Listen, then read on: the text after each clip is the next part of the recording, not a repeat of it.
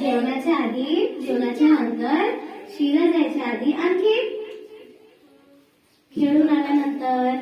ठीक आहे, हात धुवायचे. ओके, तर आता हात कसे धुवायचे याची आपण स्टेप्स बघूया. ठीक आहे, सर्वात आधी हात पाण्याने ओले करायचे, त्याच्यावर हँडवॉश किंवा साबण घ्यायचं आणि मग आपण टोटल आपले 6 स्टेप्स आहेत, 6. ठीक आहे, तर आपण ते स्टेप्स बघूया. ओके,